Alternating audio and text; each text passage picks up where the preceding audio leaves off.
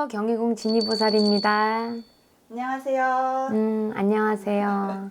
선생님, 여기 제가 궁금한 게 있어서 그러는데 그 진옥이 네. 진옥이 천도식 49제 예, 이런 얘기를 주변에서 많이 들었는데 혹시 이 진옥이랑 천도식 49제가 다 다른 건가요? 다 다른 의미죠. 당연히 다 다르지. 일단은 49제는 말 그대로 49제, 제사를 의미하는 거고, 돌아가시고 나서 49일 돼서 제사를 지내주는 거고, 그리고 천도식은 이제 거의 절에서 많이 하죠. 그러니까 절에서 부처님 전에 앞에서 할 수가 없고 이제 거의 바깥에서 하는 거죠.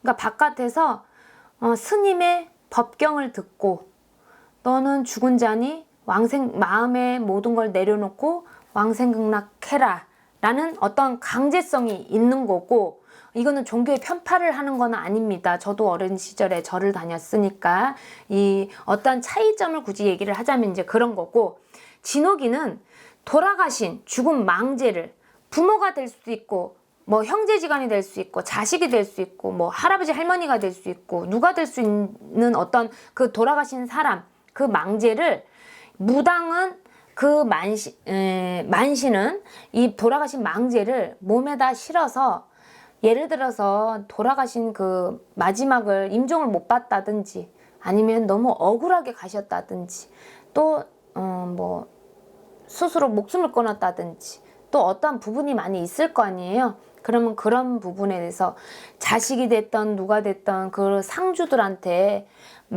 못했던 말, 또 왜라는 이유가 있을 거 아니야. 아파서 돌아가셨거나 연세가 되셔서 가셨으면 너무나 다행이고, 그래서 그런 말 한마디를 살아생전에 너희들 잘 살아라, 이제 난 좋은 곳 간다라고 할 수도 있고, 그러니까 어떤 말을 만신한테 실려서 원도 한도 다 풀어내는 말을 전달을 해드리고, 또 옷도 만신이 이제 옷을 사서 또 신발과 옷도 이렇게 속옷도 이렇게 해서 갈아입혀서 또 드리는 거고, 그렇게 해서 못다한 말과 어떤 한을 풀고 그리고 가신다. 그 대신 예를 들어서 예를 드는 게 아니라 이제 바리공주 말미가 있어요. 요즘에는 초등학생들도 알더라고. 학교에서 가르쳐 준대. 그러니까 바리공주 말미를 받아서 이 말미를 받고 길을 가르쳐 줘야 될 거 아니야. 그래서 인도한생이라고 하거든.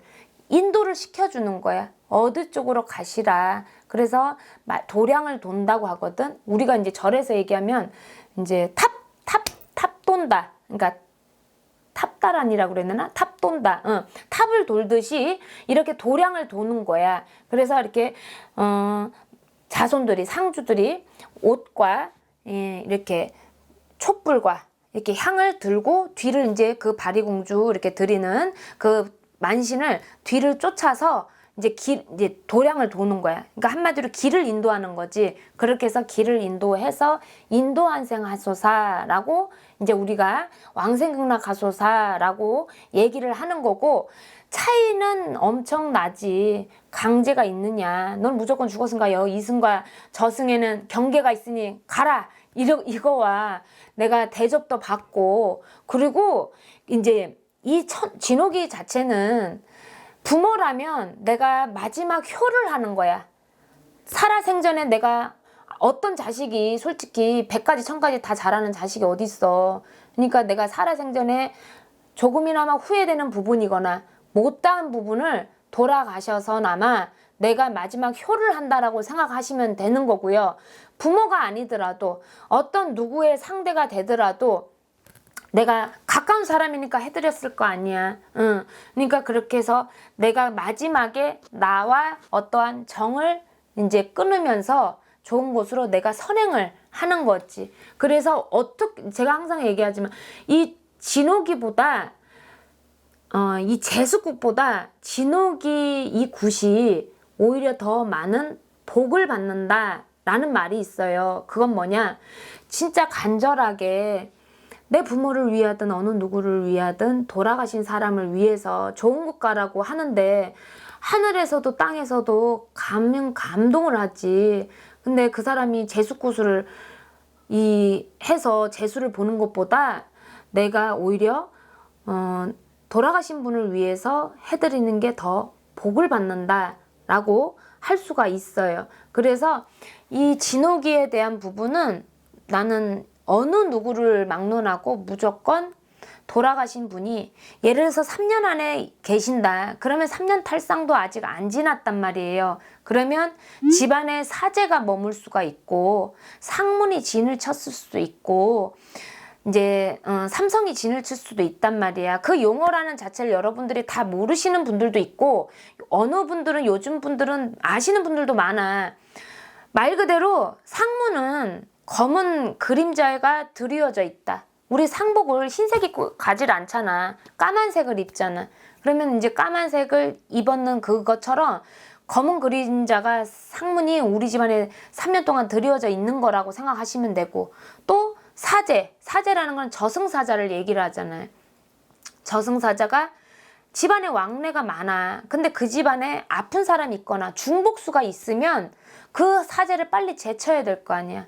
그러니까 그래서 우리가 어떻게 보면은 돌아가신 분을 편안하게 왕생각락 하시라고 하는 경우도 있지만 제일 일석이조라고 보는 게 살아있는 사람이 편안해야 되니까 어떤 사제 상문으로 인해서 산 사람이 내가 힘든 일이 있으면 안 되고 중복수가 있으면 안 되잖아. 중복이란 건 말 그대로 연달아 누군가가 가시는 걸 얘기를 하는 거예요.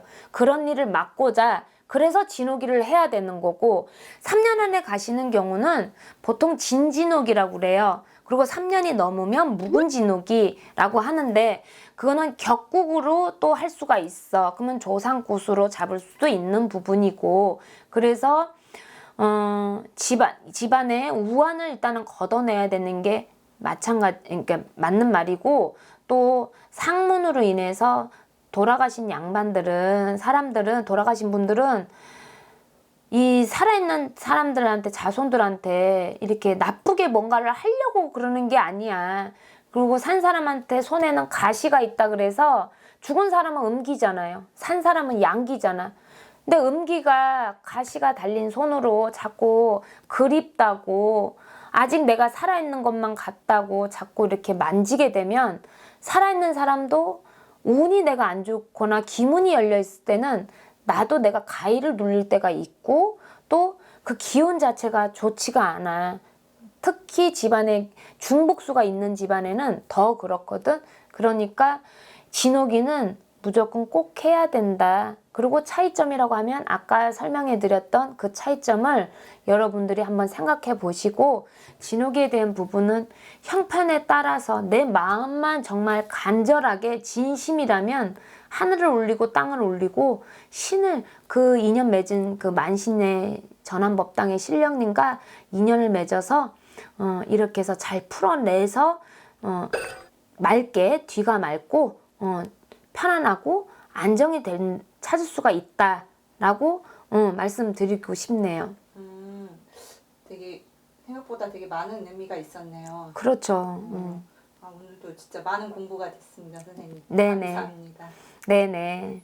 오늘도 시청해 주셔서 감사하고요. 다음 시간에 뵐게요.